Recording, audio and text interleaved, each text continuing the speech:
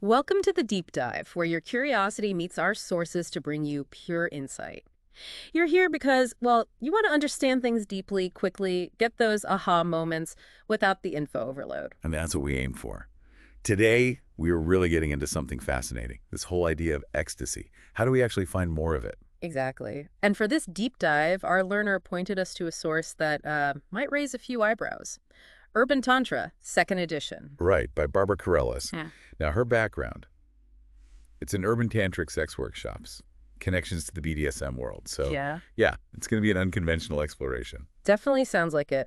But our mission today, it's not just about the bedroom stuff, is it? Though that's part of it. No, not solely. We're pulling out the core wisdom from Carrellas on ecstasy, sure, but also presence, mindfulness, and practical ways to boost pleasure and connection generally. Think of it as your fast track to understanding how to cultivate that ecstatic feeling, tailored for efficient, useful knowledge. Okay, let's unpack this. Where do we start? What is ecstasy, according to Carrellas? Okay, so this is key. She makes a really clear distinction. Ecstasy isn't just simple pleasure, that often fades quickly. Right. And it's definitely not the same as an adrenaline rush, that feeling when you're super stressed but buzzing. Yeah, like juggling too much? Exactly. Physiologically, that's sugar, dopamine, endorphins. It's the whole fight or flight response designed for, like, short bursts of danger. Not for living your life day to day. Precisely. Carrellas argues that living on that edge just leads straight to burnout, which is pretty much the opposite of ecstasy. Okay, makes sense. So it's not fleeting pleasure, not stress-induced highs. What about this term she uses, ecstasy? That's not it either. Nope. That's her term for a purely genital-focused kind of volcanic orgasm, which, can be great. But she suggests true ecstasy is bigger than that, more encompassing. Encompassing. How so? Well, this is where it gets really interesting.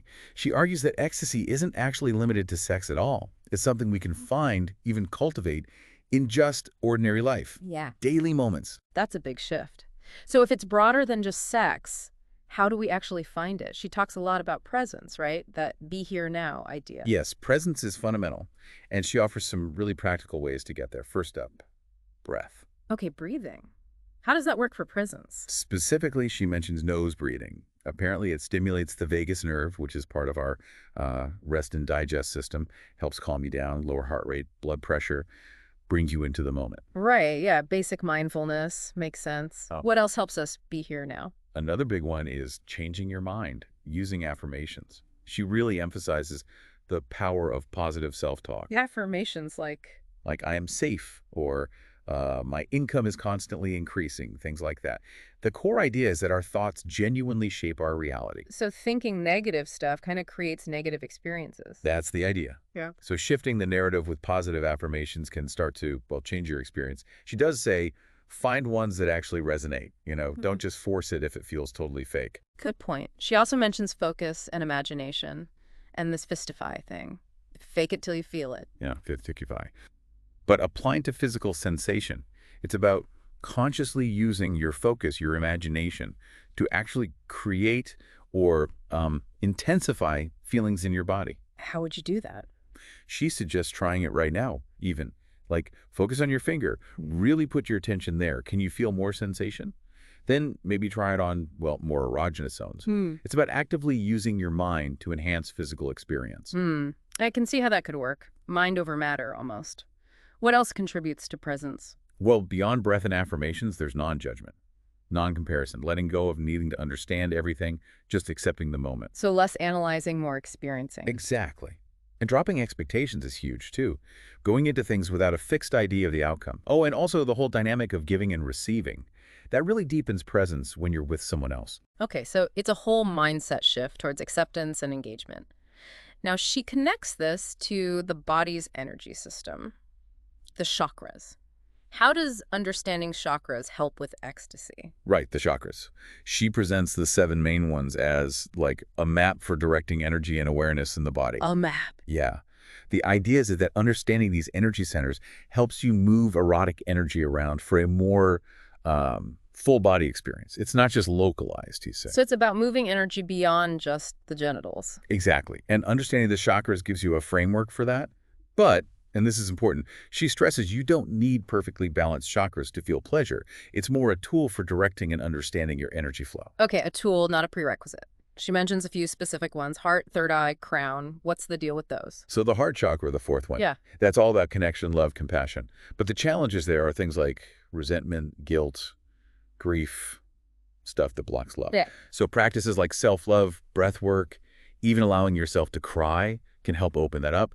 She suggests affirmations like compassion and wise love fill all the rooms of my heart. That's lovely. It connects emotional health to joy. What about the other two? Third eye and crown.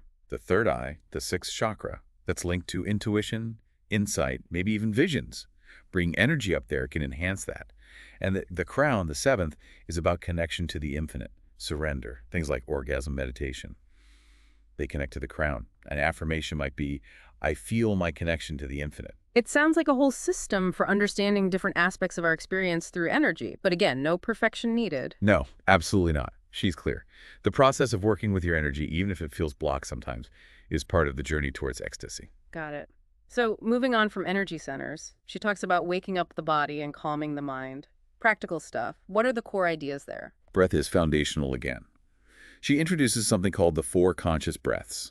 Doesn't detail them right here, but the point is, using specific breathing patterns can consciously alter your physical state and your state of mind. Conscious breathing as a tool for change.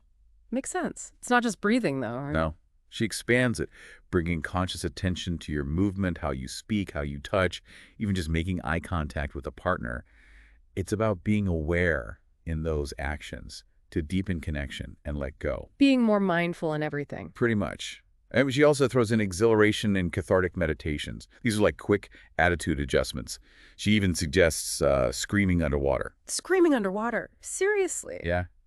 As a cathartic release technique, it sounds wild, but the idea behind these active meditations is to open up, relax, stop feelings getting stuck. So letting things flow, even if it means screaming underwater. Apparently, she says it helps make feelings less overwhelming. You just feel that you're feeling. And she notes that even feeling silly can be a gateway to feeling sexy, which I thought was interesting. That's a good point, not taking it all too seriously. Yeah. Now, another concept she brings up is the resilient edge of resistance. What's that about? Okay, the resilient edge. This is that sort of sweet spot where you feel a boundary, a challenge, but you also feel safe enough to explore it, maybe push it a tiny bit without forcing anything or causing pain. So it's like the edge of your comfort zone, but in a safe way. Exactly. And it's dynamic, it shifts. She gives everyday examples like hugging someone, finding that right pressure, not too tight, not too loose. Or bathwater temperature? Yeah, right on that edge of too hot or too cold. Mm. Or massage pressure, intense. But good intense, not painful intense. Even just being still can have an edge. Okay, I get the concept. It's that threshold for growth or deeper sensation. She tells a story about this involving a talon. Sounded intense. It did. But the point of that anecdote with Kate and the talon was about exploring that edge in a very specific, safe, consensual way. She trusted the person, they had the skill, and by consciously asking to go right to her edge, she had a huge emotional release. It shows how feeling safe lets you explore intense boundaries for transformation. Understanding that edge seems crucial then for both pleasure and managing intensity safely. Okay, now for a very practical concern. Time. People feel they don't have time for this stuff. Carrellas talks about 20-minute tantra. Yes, this tackles that I'm too busy feeling head-on. She suggests these short bursts, conscious quickies, she calls them, 20-minute erotic adventures. Conscious quickies, I like it. She says they can be incredibly refreshing. She even mentions having this mind-blowing cosmic experience during a 20-minute lap dance. Wow, in 20 minutes, that's efficient. So what counts as a conscious quickie? Basically, lots of the exercises in the book. Self-loving practices, energy work, short meditations, things you can genuinely do in about 20 minutes. The idea is to just carve out that small chunk of time. She frames it as making the other hours of the day feel better. That's appealing. Bite-sized tantra. Okay, let's talk orgasm. Carrellas seems to expand the definition quite a bit. She really does. She moves beyond just the physical volcanic release, the ecstasy we mentioned.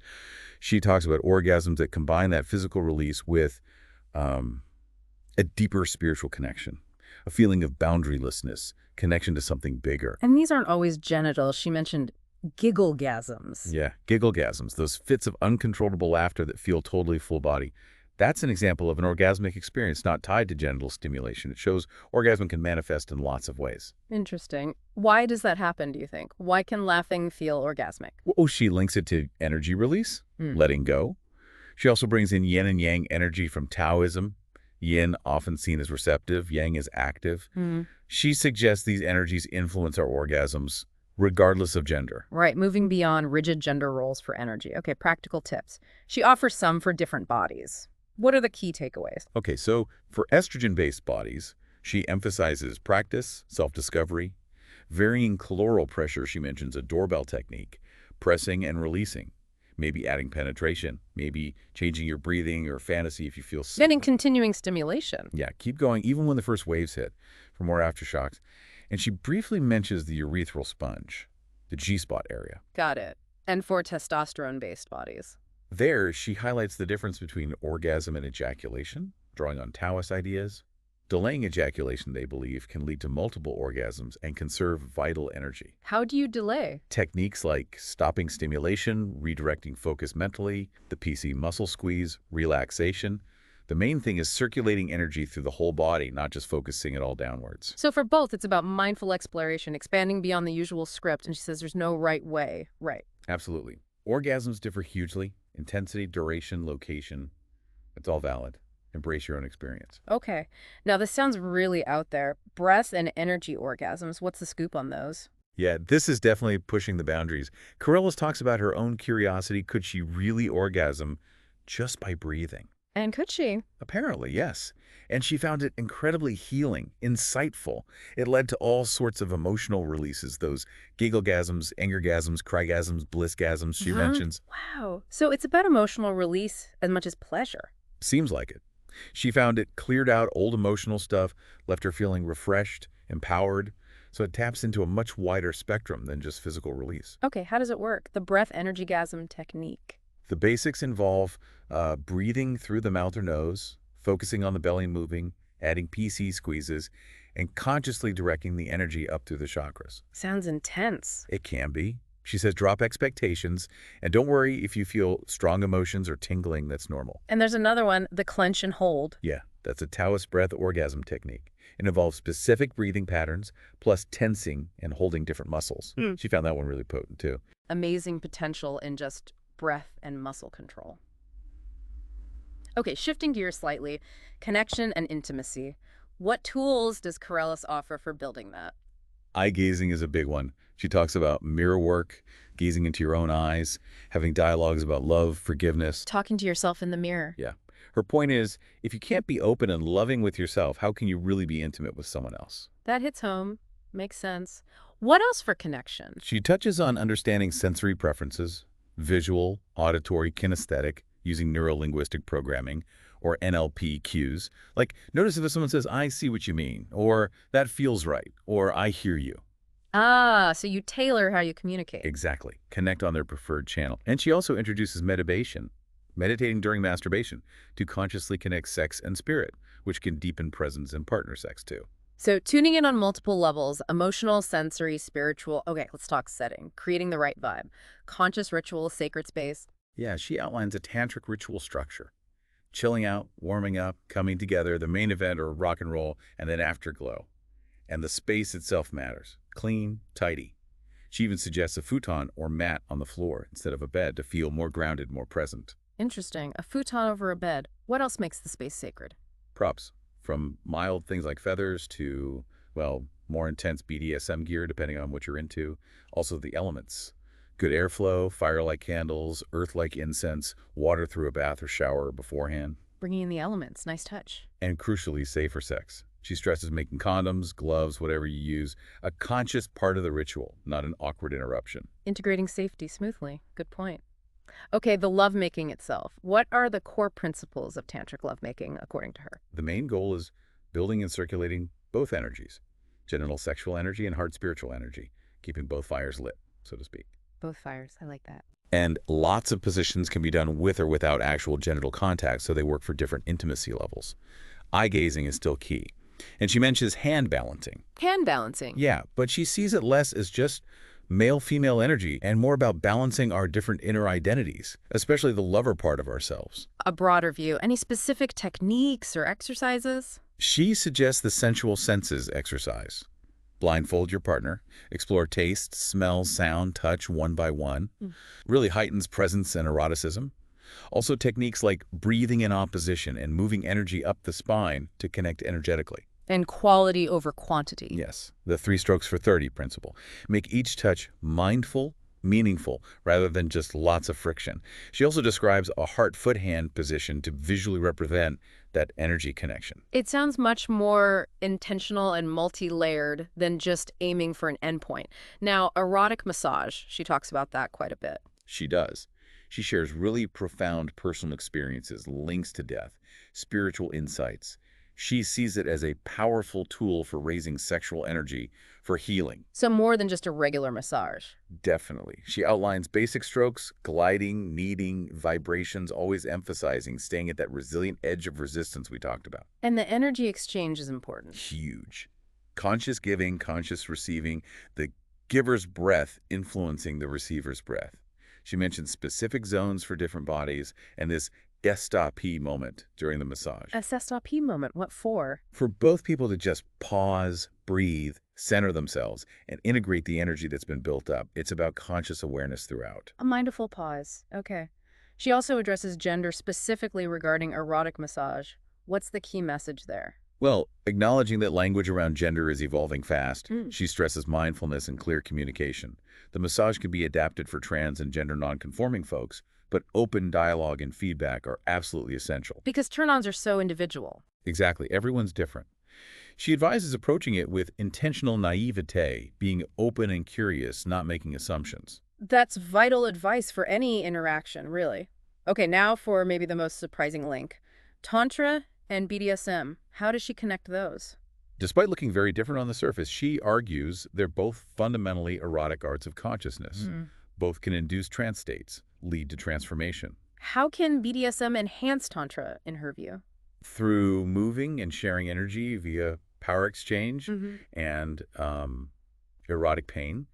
But, and this is a massive caveat, only with explicit consent and safety measures firmly in place. Power exchange. They- She defines that as power sharing, right? Not Yeah. domination. Yes, exactly. It's consensual lending of power. You need self-awareness first. She mentions tools like the yes, no, maybe game for negotiation and clear protocols for exploring pain safely. So structure and consent are paramount. Absolutely. She even suggests weaving tantric elements like eye-gazing or mindful breathing into BDSM warm-ups to build trust and connection. Interesting blend. What about people exploring different roles, like tops trying bottoming? Her advice is to find a switch partner, someone comfortable in both roles. Negotiate a scene where you can really experience both sides fully. Pay attention to your body's responses in each role. Try to bring that commitment you feel when topping to the experience of bottoming. Understanding the whole dynamic. Makes sense. Okay, final major topic. Sex magic. What on earth is that? She presents it as dedicating the energy raised during sexual arousal to a specific intention, like a physical form of prayer. Using sexual energy for... What? What? The idea is that sexual excitement releases incredibly powerful energy, and it makes you very receptive, impressionable, so you can direct that energy towards intentions. Like what kind of intentions? Things like physical or emotional healing. Relieving pain, she links back pain to issues around support or finances, for instance. Healing sexual wounds, maybe through homeopathic sexuality. Homeopathic sexuality. Gently reintroducing pleasure, reclaiming the power of saying no. She also mentions Tonglen, a Buddhist practice adapted for sex magic, where you take on others' suffering and send out happiness using that energy. Wow. That's a powerful concept. It is. And she connects sex, orgasm, and even death as states of profound letting go, transformation. Fascinating how it all circles back to energy, consciousness, and letting go. It really does. It's all about that conscious engagement. Well, this deep dive into Barbara Carrellas' Urban Tantra has definitely given us a lot to think about. Practical tools, new perspectives on ecstasy, mindfulness, conscious sexuality, just what our learner was after. Yeah, hopefully you listeners have grabbed some valuable insights, maybe had a few aha moments yourselves. We definitely encourage you to explore these ideas further. Maybe try one of those 20-minute conscious quickies, or just take a few moments for conscious breathing today. And maybe mull this over. How could consciously directing your energy, not just sexually, but in general, lead to some unexpected growth, a deeper connection with yourself, maybe with the world? Something to think about. We'd love to hear any follow-up questions or discoveries you make. Thanks for diving deep with us today.